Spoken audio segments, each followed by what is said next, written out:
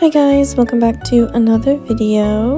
I'm still apparently on this alcohol marker and fruit kick, so I'm back with some more fruit and some more markers, and this time I am trying out this Bristol board paper. It's my first time using Bristol board. I got this for Christmas and I was just really eager to try it out. I'll be honest, it was pretty nice, but I don't think it was a whole lot better than my sketchbooks, particularly the Art Creations, the Talon's Art Creations sketchbook, because I have a few of those in different sizes, and the paper is super smooth in those. The main difference would be basically that this paper is white, and I get my Art Creation sketchbooks in cream, which honestly, I don't know if I can say I prefer every time, but I do often prefer it, which is why I get them in cream, because I can sort of choose when to bring out the lightest lights instead of having to preserve the white of the page. Not that you can't put white on top of anything on Bristol board. You can, but I don't know, just it's kind of a different experience, but not as different as I was expecting. But I already got sketchbooks that are meant to be good with alcohol markers. What this is really similar to the Copic sketchbook. So if you've used the Copic sketchbook, then this is pretty much the same, except I think it might be cheaper for the amount of paper you get. I'm not quite sure. But yeah, we're drawing a lemon today using my Ohuhus.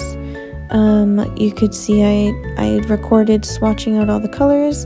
Don't know if that's interesting to you, but that's what I like to do before I start every time, and I thought that I'd record it for this video. And yeah, I'm just going in this one. What's this one? 1, 3, 4. And just switching between that and the slightly lighter one, which I think is Y050. The triangular ones, the ones that are just 3 numbers and no letters, are from, what is that, the 48 color triangular ones. You can get an A set and a B set, and those were my first alcohol markers ever when I wanted to try them out, because they're pretty cheap on Amazon Japan, and that's when I realized I love alcohol markers. And yeah, I do definitely prefer the other Ohuhus. They're a bit juicier. The nibs don't wear out quite as much, so I do think they have different nibs. But also I just prefer the Honolulu ones because they have the very narrow fine point, whereas the triangular ones have the brush and then the wide, the word's not coming to me right now, you know what I mean, the wide part. This is what I really like about drawing fruits, because it's not a perfect sphere, and I like how we can see that it's not a perfect sphere when we draw that sort of line that you can see in in the bottom right there, and sort of towards the top left or middle left. That's what I like about drawing fruit and making them look more real.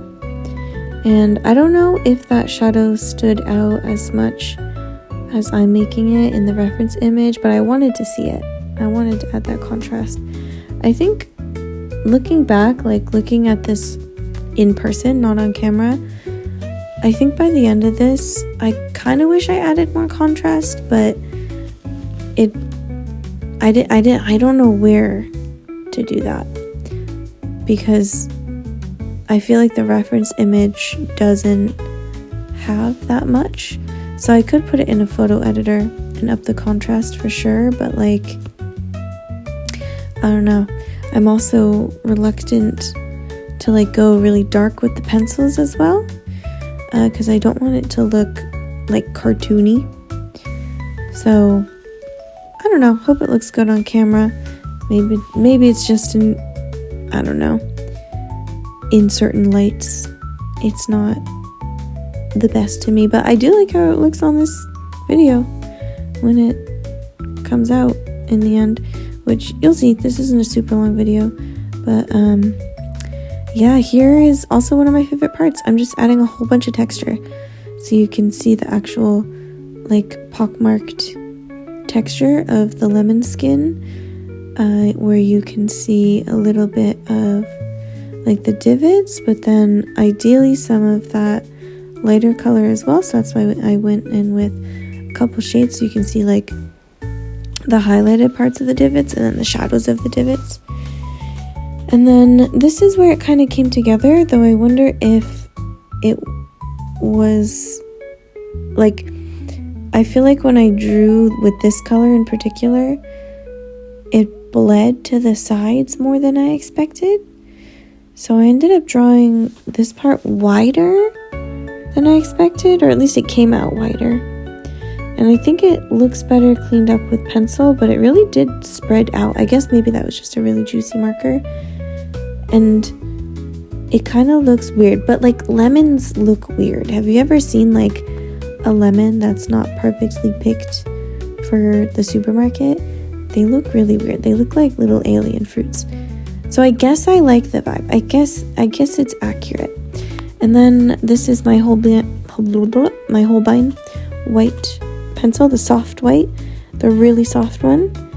And then I just finished up with a tiny bit of gel pen because I didn't want to overdo it. And this is where I start cleaning up the edges with some colored pencils. I worked from mostly light to dark. Like I didn't want to go in with super dark colors, but then I was really wanting more contrast. So I do end up choosing, like this one in the end. I bring it around to more than just that one area, I think. Alright, maybe this is one shade up from that, but when I'm doing this for like a sticker or something, I don't do a background, and so it helps to really put a darker color along at least one edge on, where the opposite side of where the light's coming from. But also in this picture, I think there's a little bit of backlighting, so you can see in like the top middle or top left, I also went with some darker pencil, and that really makes you imagine that there's light coming out behind it. But I did try to break it up. I didn't want to do just a solid line all the way around. And I believe we are approaching the finish line. I just wanted to fix that curve a little bit. Might have overdone it. Tell me what you think. So that's about it. Thank you for watching, and give this video a like if you liked it, and subscribe if you want to see more videos like this, because I definitely have more coming. And see you next time. Bye.